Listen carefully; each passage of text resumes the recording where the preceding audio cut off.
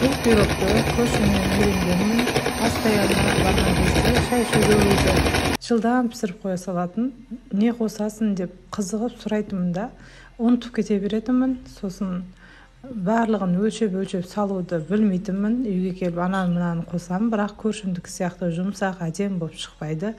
Содан не үшін екен деп қорыта келе бір 10-15-20 рет жасағанда әдемі шықты ғой деп жасырмаймын.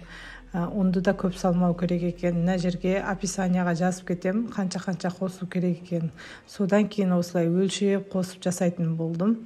Әдемі болып шығып жүр. Арасына үйде күнделікті бар заттар кетеді. Тек қана какаоңыз болса болды. Мына сиропты да осылай холодильникке суытып қою керек екен. Оны да суытпайтынмын, үстіне құя салатынмын, сұп-сұйық болып ағып кететін бұрындары.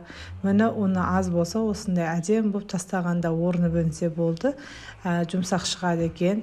Сөйтіп махаббатпен жасайтын болдым. Соңғы кездері духовкаға да 160-ға қойып, 45 минут болған кезде қайттан шығарып алатын болдым. Сиропты құятын кезде бұлай үстін тесіп қоятын болдым. Сосын сиропты үстіне құйып жерім ыстықтай духовкадан шыққан кезінде сироп как желе сияқты үстіне толып әдемі болып тұратын болды. Бұл сироп жаңа қамырдың өзінде бәрін қосқан кезде ұн қоспай тұрып алынған.